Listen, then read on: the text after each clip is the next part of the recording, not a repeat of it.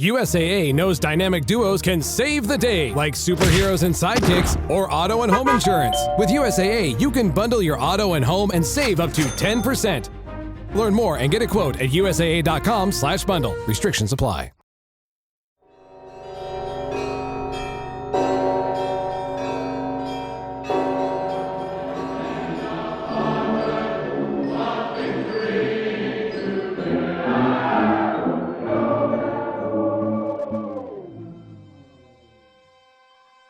So this was back when I was a grad student at Harvard, and I was working at the Belfer Center for Science and International Affairs.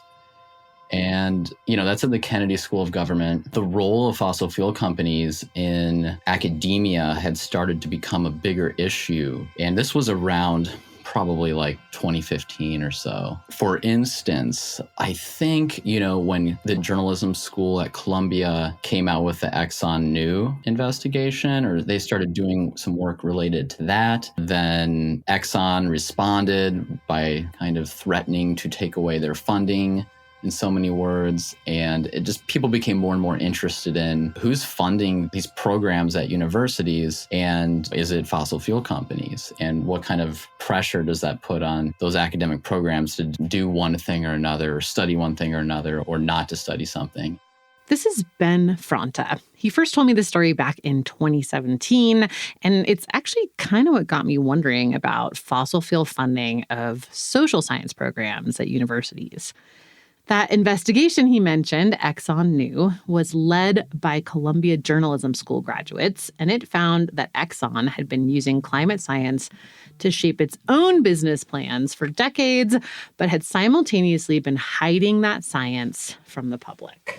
I started to look into this issue at Harvard, looking at what programs are funded by oil companies. And a lot of the programs at the Kennedy School, the government school, to do with public policy, were funded by big oil companies. For example, I worked at the Belfer Center for Science and International Affairs. It's one of the most influential academic think tanks in the world. And the founder of that founded an oil and gas company. So back to 2015. So this issue is starting to emerge. I'm starting to write about it a little bit. And it was seen as a very unpopular thing to do. And at this early stage, it was seen as like just really uncouth to raise this issue. And I even had professors at the Kennedy School who just wouldn't talk to me. I think because they were upset that I was writing about the issue. But anyway, to get to the main point, once we were called into an all-staff meeting for the researchers at the Kennedy School and the Belfer Center, and we were simply instructed that if any journalists come to talk to us about oil companies funding the research done there, just don't talk to them. We were told that we don't want activists, we don't want journalists digging around and finding out that the programs are being funded by oil companies. I mean, when I heard this, I was pretty surprised that level of secrecy was being pursued. And this is Harvard that he's talking about, like the university where Jeffrey Supron and Naomi Oreskes work. And they're two of the foremost scholars of how fossil fuel propaganda even works. Just incredible. And it's funny because there are so many other schools that take corporate funding, but then they proudly name buildings or even entire departments after them. But here's Harvard hiding this influence. Aren't universities generally pretty transparent about where their research funding comes from? Yeah, that's traditionally been kind of an ethical policy at universities. Although I do think that it's becoming more common to hide that funding or just say anonymous donors or things like that. But at the time that this was happening at Harvard, this is 2015, Ben found it to be very, very strange. We always advertised and disclosed who was funding our research, and we were generally proud of it, but we definitely didn't keep it a secret. And so encountering this secrecy in the public policy space, I just thought that was so strange. And of course, for me, when they said, don't talk about this thing, I wanted to talk about it more. My ears perked up and I was probably dozing off in the back or something. And I popped up alert and I was like, oh, that's something interesting is going on. But I think it speaks to the broader issue, which is to what degree has the fossil fuel industry shaped the very public policy responses and paradigms and ways of thinking about climate change as a problem? How has the industry shaped those things at the basic level, at the level of students learning about them in universities? Yes, Ben, that's exactly what this whole series is about. How they've shaped thinking about not only like the problem, but also the possible solutions. Welcome to the final episode in the ABCs of Big Oil from Earther and Drilled. I'm Dharna Noor. And I'm Amy Westervelt. Today, we're going to college. Stay with us.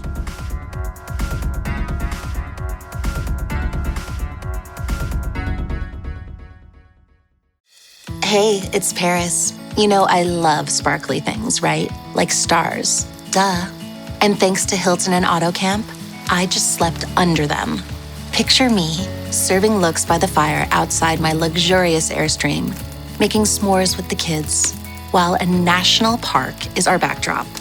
The great outdoors meets Hilton hospitality. That's hot. Explore all the new ways to stay at Hilton.com. Hilton for the stay. It's summer. Time to enjoy long days, lazy nights, and great food. Because Uber Eats has deals all summer long.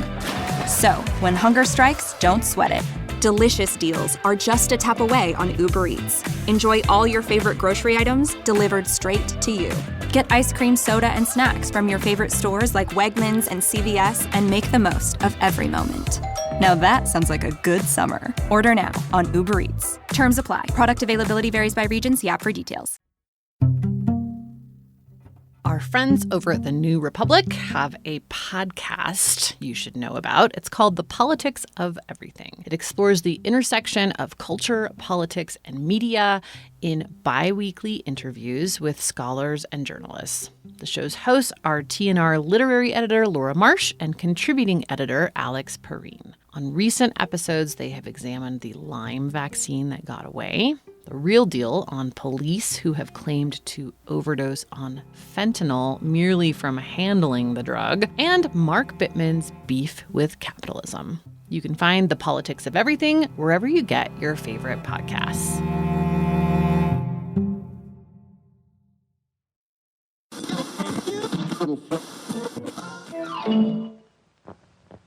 She's got a man she's promised to love, honor, and... keep house for the right way. Does that mean I never have to help with the dishes? Never. Val does my dishes. Look, Val makes dishes shine without washing or wiping. I wish I had a castle in the sky.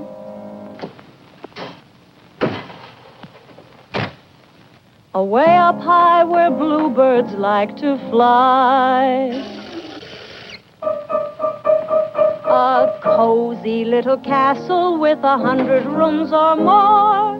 Oh, dear. Someday. With stars for windows, clouds for rugs, a rainbow for a door.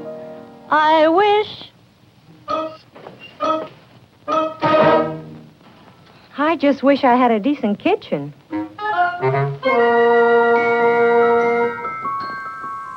Hey, what's so sad?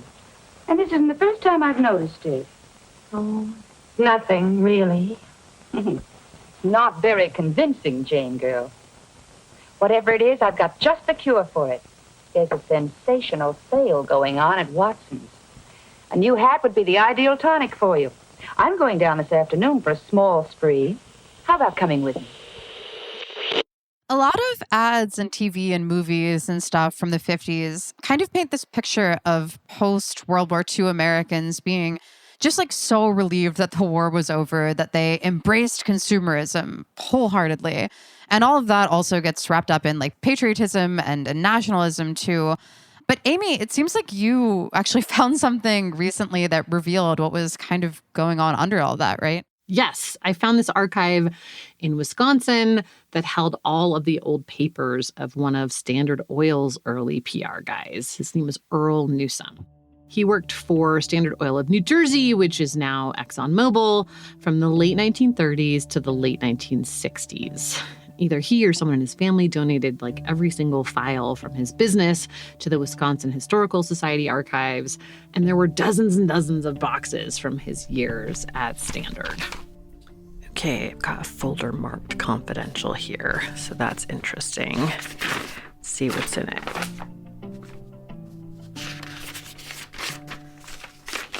Premise. Okay, this is some kind of strategy. It's 1944. Wow, okay. Holy shit. At the top, there's typed at the top of this page, it says the premise. And then it goes next to crushing the axis and avoiding runaway inflation while we're doing it.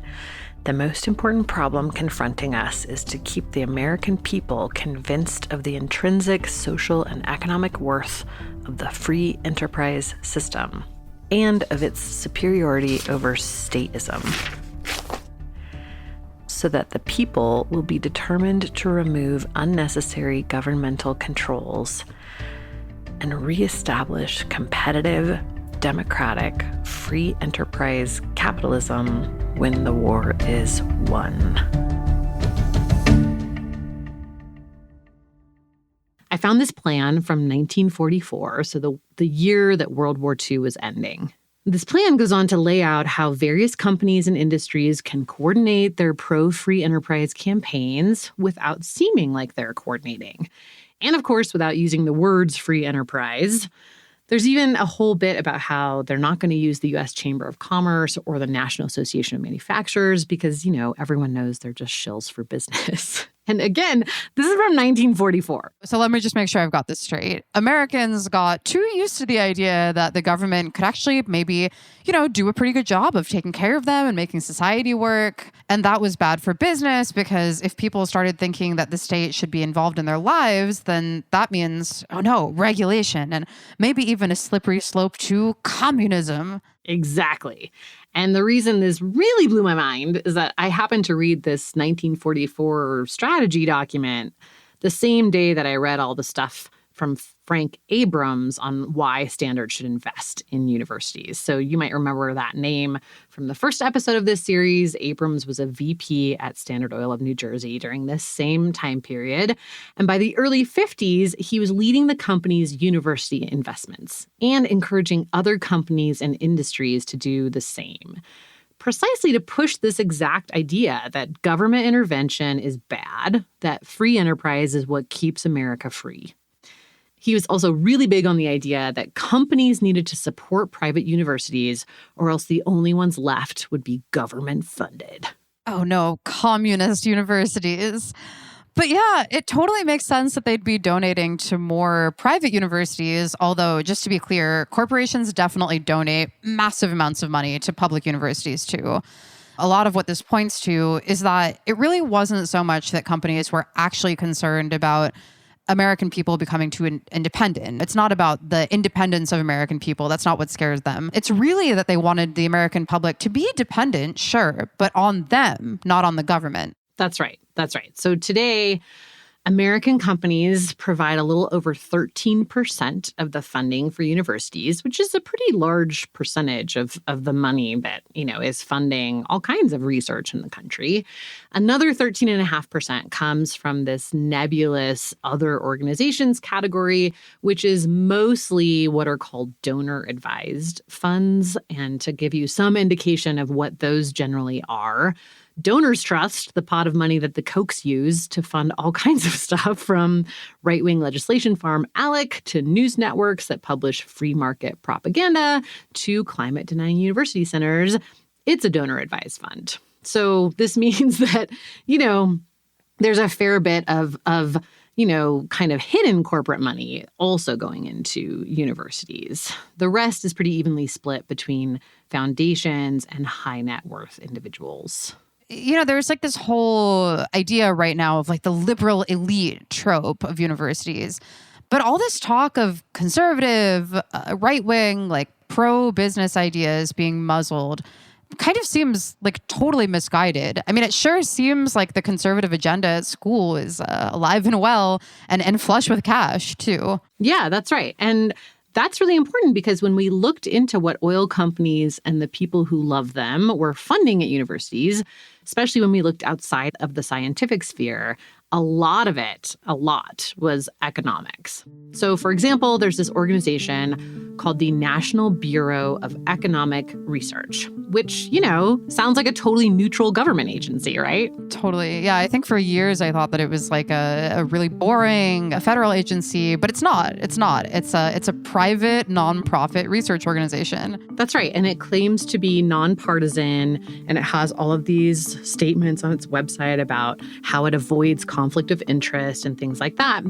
But its funders do include ExxonMobil and the Bradley Foundation, which actually spends more than the entire Koch network pushing a very conservative agenda that also includes climate denial. Yeah, and you can see it everywhere. Like, one of the top economists at MIT is the president of the National Bureau of Economic Research. The president. Their law and economics guy runs the Center for Law, Economics, and Business at Harvard, too. And that center was actually created with funding from John M. Olin and the Olin Foundation, which has a long history of funding what SourceWatch calls, quote, a chain of anti-environmental, pro-business, legal advocacy organizations, unquote. And where did John Olin make his money? Well, guns and chemicals, naturally. Yeah. And a big part of what he did with all that money was fund the creation of these centers. I mean, dozens of them. John M. Olin Law and Economic Centers, or centers named something similar to that, are at universities all over the country, most of the top universities. So in addition to the one at Harvard, there's one at Stanford, UCLA, Yale, University of Virginia. I know I'm missing several in that list. Olin was a big proponent of what's called the law and economics movement, which again sounds like something fairly innocuous, But it's this movement that arose amidst that whole post-World War II concern that Americans would turn on free enterprise. So the law and economics folks advocated for analyzing any legislation or legal action or even legal institutions through an economic lens. So really evaluating the value of any kind of policy or law issue via its economic impact. Yeah, and John M. Olin came across this whole sort of framework in the 70s, and obviously it's like a perfect fit for him. He loves it. He throws a ton of money at it. And he creates these centers at really, like most universities. Start looking and you start finding them everywhere. And that really accelerates this whole movement, this whole, law and economics movement. And that lays the groundwork for the Federalist Society, which, of course, is the organization that's been working to get more conservative judges appointed in courts throughout the country. Right. And we're talking about all of this not just because it's like weird and interesting, but also because it dovetails with some new research that Ben Fronta has done, looking at fossil fuel involvement in economics research, and particularly in economics research that influences policy discussions. The question that's obvious that we should ask is, what effect has that had? What has been the influence of decades of funding from these special interests? Latest research is one example. Some new research that will be out soon, and by the time this airs, it might already be out. It tracks the activity of a group of economic consultants who were hired by the petroleum industry for decades to produce analyses that were then used by the companies and by others opposing restrictions on fossil fuels to tell the public that it would just be way too expensive to act on climate. And that in any case, climate was not going to be a big deal. So the best thing to do was just do nothing. And this was the economic ammunition that the industry used alongside their scientific merchants of doubt. This point that Ben is making here is really, really important. In the last decade or so, I think there's been this increasing realization amongst many people who think about climate change that climate inaction is not really caused by like a lack of scientific evidence or even really by a lack of understanding. I think mostly now we're all kind of thinking of it as an issue of political will. And this kind of stuff kind of plays directly into that and shows you where that lack of political will comes from. Yeah, that's right. It reminds me of this thing that climate scientist Ken Caldera said to me a couple years back. Back in the 80s, we believed the information deficit model of social change, and that if we could only get the information to policymakers, that they would do the right thing. And now we see in the age of Trump that it's really, it's not about information deficit. It's about power relations and people wanting to keep economic and political power. So that just telling people some more climate science isn't going to help anything. And surprise, surprise, in this country, especially after Citizens United and all of that money and power, entrenched power, has disproportionate political influence.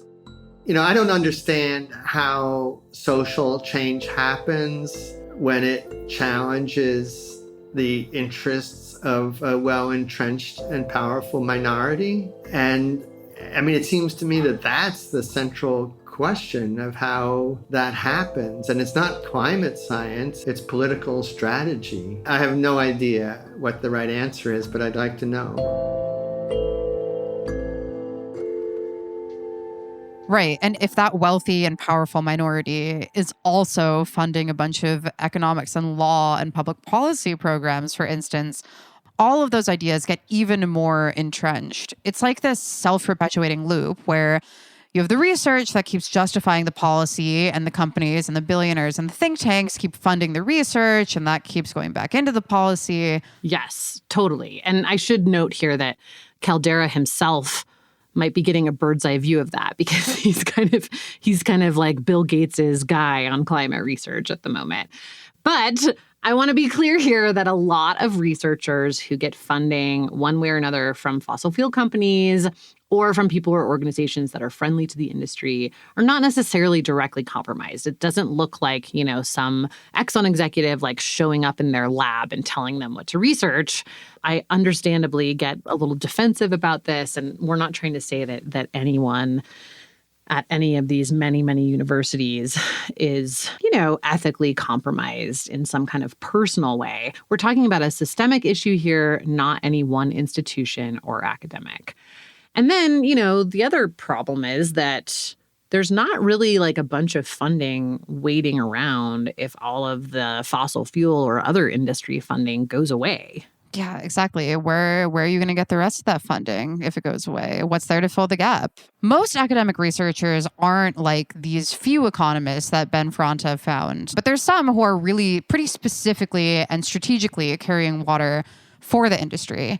Let's hear a little bit more of that story. One thing I do in my historical research is I'll download like the entire online newspaper record. For example, I study the American Petroleum Institute. And so I'll download every newspaper article on an online database with the words American Petroleum Institute and global warming or climate change in their record. That might be a few thousand articles. And I'll sort them in chronological order and I'll read all of them just to get the story, just to see what are their phases of communication. What are the battles they're fighting at different times? And I was doing that over, it takes many days to read that much material, but I was doing that and I noticed that, there are these economists that keep coming up again and again. And I was like, that's interesting. And this was stuff from like the early to mid 1990s. So this is a while ago. I thought, I'm sure they're not doing stuff anymore. Then, at the same time I was doing this research, President Trump announced that the U.S. was going to pull out of the Paris Agreement. And in his speech, he said that the Paris Agreement was going to cost an American family, $4,000 per year or something like that. It's going to cost a lot of money. And I thought this doesn't really make sense because those parts of the Paris Agreement are not legally binding to begin with. I thought, who are the economists that are saying this? Where's this analysis coming from to give President Trump the talking points, to say that in a speech? And I looked up the economic analysis that that President Trump used. And it was the same people. It was the same economists that I had noticed were working on these things in like the mid-90s, giving the same talking points against the Kyoto Protocol in 1997. Oh my God, this like history on repeat thing just kills me. The fact that it's the literal same economists giving the exact same talking points to another president pulling out of another international climate treaty 20 years later. I mean, by like 2010 or so, they'd been at this for 20 years. And, senators were saying, look, it's like, we don't even need a study because we know that they've already been saying this for 20 years. And in a way, the scientific merchants of doubt ultimately failed, I guess. Their power waned, but the economics part, their power did not really wane in the same way. And, the implications are larger as well, because I looked at this economic consulting firm largely because I just stumbled upon their activities. But they were not alone. There were other consulting firms doing very similar work, but also their work is not that different from the work done at MIT, at the Joint Program, where they do economic modeling there. That program is funded by the oil industry, not only the oil industry, but they do receive funding from the oil industry. There's this other cross-university group that's funded by fossil fuel interests that Ben mentioned too. These groups participated in something called the Energy Modeling Forum at Stanford University, which brought together lots of people. And that group is funded almost entirely by fossil fuel interests.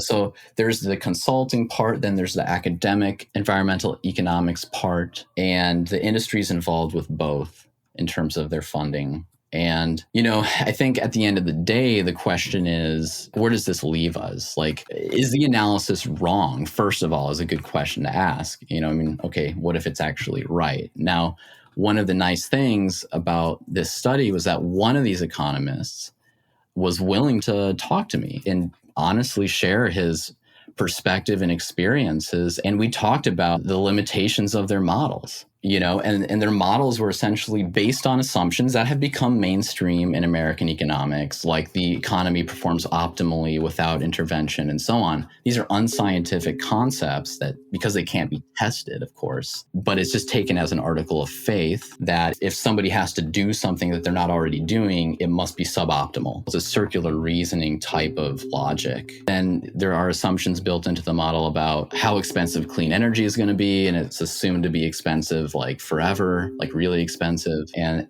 things like that. So the way the model itself is constructed, it's not really like reliable in terms of what is this actually going to cost. So that part's not really quantitatively reliable. Then you have the other side, which is the benefit side, which is not even being addressed, right? So it's impossible to even make a comparison in terms of like, is this policy worth it or not? And so at the end of the day, it's a fraudulent economic product, right? You have economists saying, we did the analysis and it's too expensive. Now, even by their own admission, that's not true. So, and this has been going on for decades.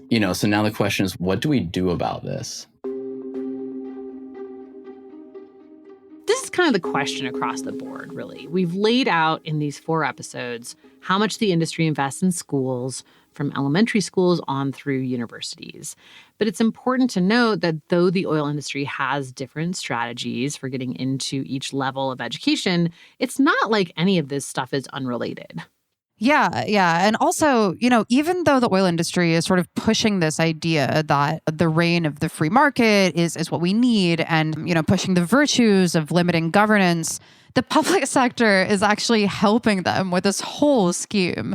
Like, think back to episode 1 when Carol Muffett from the Center for International Environmental Law explained to us how the government actually had hundreds of contracts out for energy industry funded school and education projects. This is something that slideshow that he walked us through in episode 1 also kind of got into. I think it's really important to recognize that this presentation was presented to the Society of Petroleum Engineers in the early 2000s. And at the moment that he's presenting to SPE, what he's acknowledging here is that between DOE and IOGCC, which is the independent oil and gas companies. There were more than 300 active school outreach programs that the Energy Literacy Project had documented, along with another 47 programs from the National Mining Association. So speaking of that Energy Literacy Project slideshow, Amy, we were actually able to have a pretty special guest on the podcast too, weren't we? That's right. A huge get.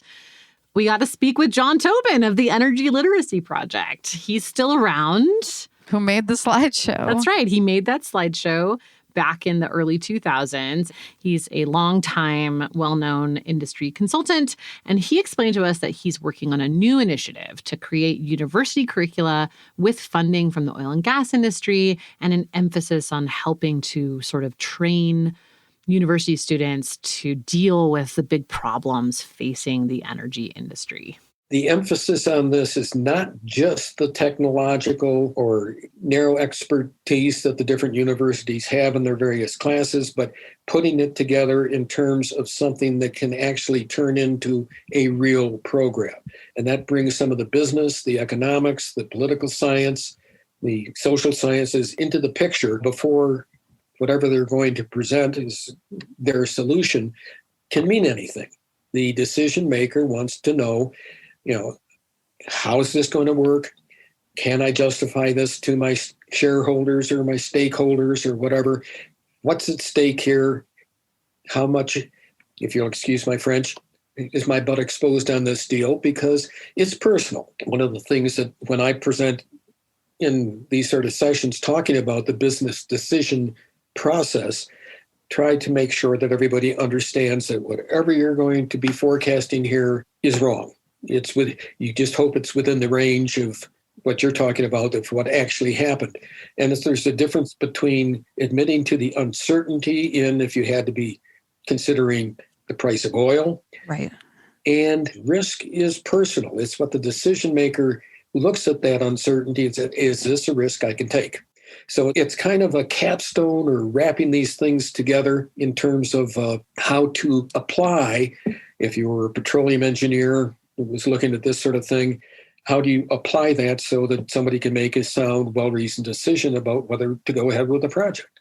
And Tobin said that, working on this new natural resources education program, he's finding opportunities for grant funding from the public sector, from the government, to get this project off the ground. But they come with some stipulations, including needing to partner with higher education institutions. So that means that he'd need to actually collaborate with colleges and universities on his energy industry funded project in order to be eligible for federal money. We dug into the financing of such things and the size of the budget that we would look for. The most direct area was, from what we found, was the U.S. Department of Education. All of their grants require an association or partnership with an institution of higher learning. Right. I think it's because the Department of Ed wants to make sure that they are at least indirectly funding colleges. Yeah.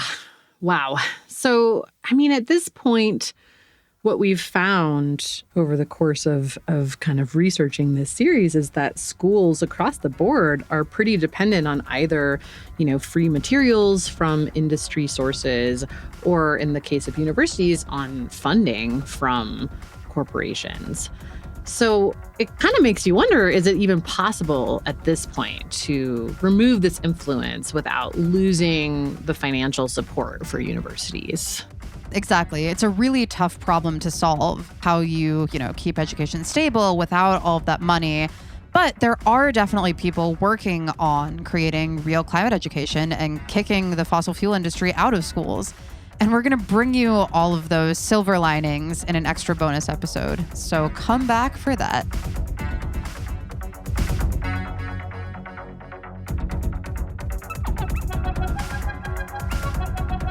Drilled is an original production of the Critical Frequency Podcast Network. This series is a collaboration with Earther, Gizmodo's climate and justice site. My co-host and co-reporter for the series is Darna Noor. Our editors are Julia Ritchie for Drilled and Brian Kahn for Earther. Our producer is Juliana Bradley. Mixing and mastering by Peter Duff. Our fact checker is Trevor Gowan. Music is by Martin Wissenberg. Our artwork was created by Matthew Fleming. Our First Amendment attorney is James Wheaton of the First Amendment Project. You can find corresponding stories, videos, and documents for this series on earther.com. Thanks for listening, and we'll see you next time.